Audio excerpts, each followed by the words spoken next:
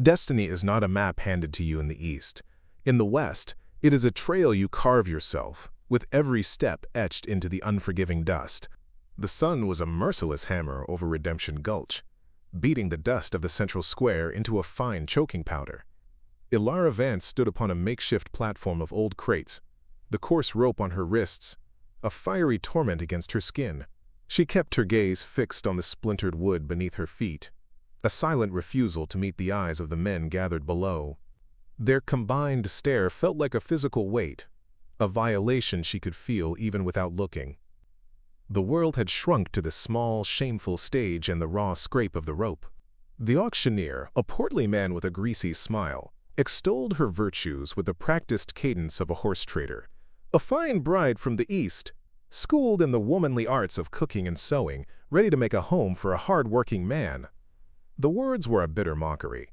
The letter that had lured her to this godforsaken frontier promised a position as a governess for a wealthy rancher's children. It was a lie spun from desperation and deceit. The bidding began, a pathetic collection of coins tossed by rough prospectors and weathered trappers. Just as a grimy man with a missing tooth raised the bid to $20, a sudden hush fell over the square. The oppressive murmur of the crowd died as if cut by a knife. From the deep shadows of the saloon porch, a figure emerged. He was tall, moving with a fluid grace that seemed at odds with the town's jagged crudeness. He wore simple buckskin, and his long, dark hair was unbound, stirring in the hot breeze. He was a hunter, a man of the wild lands, not of this dusty settlement. His eyes found her, and the world stopped. They were dark, deep-set pools of quiet intensity. In them, she saw none of the leering hunger of the other men, none of their casual cruelty or pity. There was something else entirely, a flicker of pained recognition that resonated with the hollow ache in her own soul. For the first time, she felt not like an object on display, but like a person being seen, her quiet suffering acknowledged in the space of a single breath-stealing glance. $100. The voice was low and steady, yet it carried across the silent square with the force of a thunderclap. Every head turned toward the Native American man. The auctioneer's jaw dropped, his eyes wide with disbelief. The sum was in fortune, more than any of these men would see in a year of backbreaking labor. 100 going once. The auctioneer stammered, his composure shattered. The stranger took a single step forward, his presence alone silencing any further words from the man on the platform. He did not toss the payment. Instead, he walked to the auctioneer's rickety table and placed a heavy leather pouch upon it. The thud was solid, final. He pulled open the drawstring to reveal the gleam of gold coins, not silver. The auctioneer stared, mesmerized by the wealth. The stranger's gaze remained fixed on him, cold and unyielding, leaving no room for negotiation or argument. "Sold," the auctioneer breathed, snatching the pouch as if afraid it might vanish. The man's authority was absolute. The man ascended the platform in 2 silent strides. He did not touch her immediately. He drew a long, slender knife from a sheath at his side. The blade caught the brutal sunlight for a moment before he cleanly severed the ropes binding her wrists. The bite of the rope was replaced by a sudden, aching freedom. He sheathed his knife, his movements economical and precise. He had not spoken another word, letting his actions convey everything that needed to be said. He had claimed her not with words, but with will. Then, he offered her his hand. His palm was calloused and wide, the hand of a man who knew the land intimately. It was a simple gesture, an invitation. Her heart hammered in her chest, a frantic rhythm of fear and a strange, burgeoning hope. She looked from his outstretched hand to his unreadable face. In his eyes, she saw the promise not of ownership, but of passage. After a moment that stretched into an eternity, Ilara placed her trembling hand in his. His grip was firm and warm, an anchor in a world that had tried to drown her. He led her down from the platform. The crowd parted before them, a silent, curious sea of faces. The whispers followed them like rustling leaves, but Ilara no longer heard them. Her entire world had narrowed to the feel of his hand holding hers and the steady presence of his back as he guided her away from the square. She was walking away from her past, one dusty footstep at a time, toward an unknown future. Each step was a quiet rebellion against the fate that had been chosen for her. At the edge of town, by the livery stable, 2 horses stood waiting. One was a powerful Mustang, its coat the color of a stormy sky. The other was a gentle-eyed mare, already saddled. "She is for you," he said, his first words to her since the bid. His voice was a low rumble. I am not a strong rider," Alara confessed, her own voice barely a whisper. She did not want to appear weak, but the honesty felt necessary. The lie of the letter was still a fresh wound, and she would not begin this new path with another. He looked at her then, and a flicker of something unreadable, perhaps patience, softened the hard lines of his face. "I will teach," he stated simply. It was not a question, but a fact. "My name is Chaitan." He placed his hands on her waist to help her into the saddle. His touch was respectful, firm, and gone as soon as she was seated. He moved with an innate confidence that was both intimidating and deeply reassuring. He then mounted his own horse in a single, fluid motion. They rode out of Redemption Gulch without a backward glance. The squalor and noise of the town faded behind them, replaced by the vast, sweeping silence of the prairie. The only sounds were the soft thud of their horses' hooves and the sigh of the wind through the tall grass. It should have been terrifying, this immense emptiness, but beside the silent man named Chaitan, Alara felt a profound sense of calm. She did not know his destination, but for the first time in so long she felt she was not entirely alone in her journey. The days bled into one another, marked by the rising and setting of the sun. Chaitan was a man of few words, but his actions spoke volumes. He showed her how to find clean water by following the cottonwood trees, how to build a small, smokeless fire, how to read the stories the land wrote in the dust. He taught her not with commands, but with quiet demonstrations, allowing her the dignity of learning for herself. She watched him move, saw the reverence he held for every living thing, a stark contrast to the wastefulness of the town. He never spoke of himself, and Alara did not dare to ask. Yet she pieced together fragments of his story from the deep sadness that sometimes clouded his eyes when he stared at the horizon, or the way his hand would instinctively rest on his knife when a hawk cried overhead. He was a man shaped by loss, a solitary figure carrying a weight she could not comprehend. His silence was not empty. It was filled with memories he chose not to share, a past locked away behind a stoic mask. One evening, as the campfire painted dancing shadows on the rocks around them, she found her courage. The stars were a brilliant, cold canopy above them. "Why did you do it, Chaitan?" she asked softly. "Why did you save me?" He did not look at her, his gaze lost in the flickering flames. The fire crackled, the sound filling a long silence that stretched until she thought he would not answer. She had overstepped, she feared, broken the unspoken rules of their fragile peace. "Long ago," he began at last, his voice so quiet she had to lean forward to hear, "men like those in the town, they took my sister. Little Dove. I was not there to protect her." The words were heavy with ancient grief, a wound that had never healed. "When I saw you on that platform, I saw her." There was no self-pity in his tone, only the raw, unvarnished truth of his pain.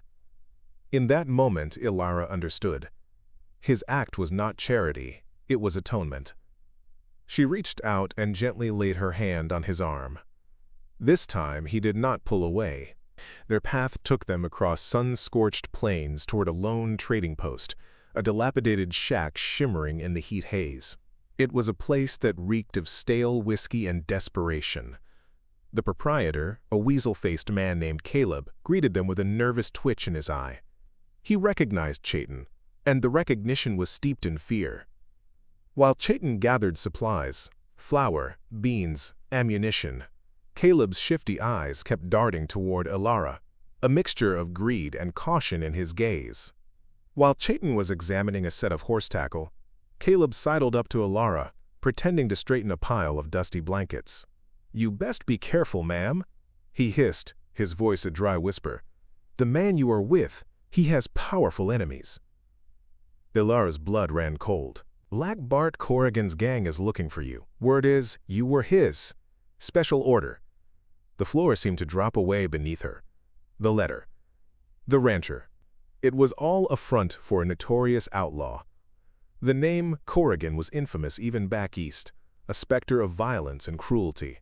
She had been purchased not by a farmer, but by a monster. Chayton finished his business, his face an impassive mask. He had heard. She could see it in the subtle tightening of his jaw.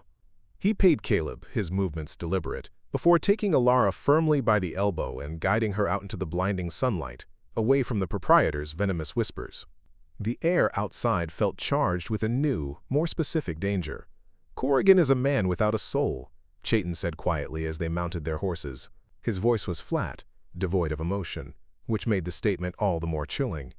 "He will see you as property that was stolen. He will hunt us now." Alara looked at the vast, unforgiving landscape stretching before them.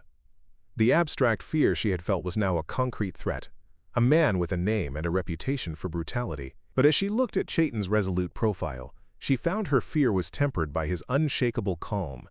They were not just running away, they were being pursued. Chayton led them away from the open plains and into the rugged foothills of the mountains.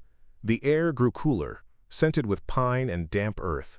He was taking them to a place of refuge, a secret known only to him. After a day of hard riding, they arrived at a small, well-hidden cabin nestled in a grove of aspens.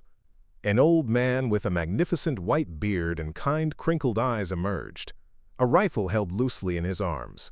He broke into a wide grin upon seeing Chayton. "Knew you would turn up sooner or later," he boomed. This was Elias, a trapper and Chayton's oldest friend. He welcomed them without question, his hospitality as warm and solid as the stone hearth in his cabin. He offered them a hot meal of venison stew and freshly baked bread, a feast after days of dried meat. Alara watched the two men interact. Their bond was deep, forged in a shared past that needed few words. In the safety of the cabin, with the fire crackling merrily, a small part of the tension in her shoulders began to dissolve. Later that evening, while Chayton was outside tending to the horses, Elias sat with Alara by the fire. He saw the questions in her eyes. "He was not always so quiet," the old trapper said, his voice gentle. "Before his sister, Little Dove, was taken, his laughter used to echo in these mountains. That day something broke inside him. He has been trying to mend it ever since." Elias looked pointedly at Alara. "He is a good man, scarred, but not broken. Be patient with him." Elias's gaze was knowing. "He will protect you with his last breath, girl. I see the way he watches you when he thinks no one is looking." Alara felt a blush creep up her neck. "But I reckon you have it in you to protect his heart too." The old man's words were simple, yet they struck a profound chord within her. She was not just a burden to be protected. She could be a partner. As Chayton re-entered the cabin, their eyes met across the warm, firelit room, and for a moment, an unspoken understanding passed between them. The peace was shattered at dawn by the frantic barking of Elias's dog. Chayton was on his feet in an instant, his movements silent and lethal. Through the cabin's small window, they could see them. A group of riders emerging from the morning mist, their figures hard and menacing. Black Bart Corrigan had found them. He was a large man with a brutal face, bisected by a jagged scar that pulled one side of his mouth into a permanent sneer. He sat on his horse, radiating a foul arrogance. "Give me the woman, savage," Corrigan snarled, his voice grating. "Do that, and maybe we will let the old man live to see another winter?" His eyes, small and cruel, fixed on the cabin door. Chayton pushed Alara gently toward the back of the cabin. "Stay down," he commanded in a low voice. He then stepped into the doorway, armed only with his knife and an unbreakable will. He was a lone warrior standing against a tide of violence, his body a shield for those inside. The air exploded with gunfire. Elias, proving he was far from a feeble old man, fired his long rifle with deadly accuracy from the window, dropping one of the riders. Chayton used the doorway as cover, a fleeting shadow that the outlaw's bullets could not find. Panic seized Alara for a moment, but it was quickly replaced by a cold, clear resolve. She would not be a helpless victim. She remembered Chayton's lessons, the stories of her own people's ingenuity. She would fight. Seeing a lantern and a flask of oil, an idea sparked in her mind. While the men exchanged fire, She soaked a rag in oil, lit it with a burning ember from the hearth, and hurled it through a side opening. The makeshift firebomb landed in the dry pine needles beneath the outlaw's horses. The flames erupted with a whoosh. The animals screamed in terror, rearing and scattering in every direction. In the chaos, Elias fired again. Corrigan, roaring in frustration, was forced to retreat, but the hateful glare he threw back promised this was far from over. They could not endanger Elias further. At first light, after a somber farewell, they were on the move again. The trapper pressed a small pouch of dried herbs into Alara's hand. "For healing," he said, his eyes conveying a silent blessing. They rode hard, Chaitin pushing them toward a hidden valley he spoke of, a sanctuary his people had used for generations. But Corrigan was relentless. They could feel his presence behind them, a persistent shadow clinging to their trail. The hunt had resumed. The chase wore them down. One evening, as they made a cold camp in a rocky ravine, a figure melted out of the twilight. He was another Native American, younger than Chaitin, with the sharp, predatory features of a hawk. He moved with the same silent grace. "Nash," Chaitin said by way of introduction. "My cousin." The relief in Chaitin's voice was palpable, but it was not shared by the newcomer. Nash's dark eyes swept over Alara, and they were filled with cold disapproval.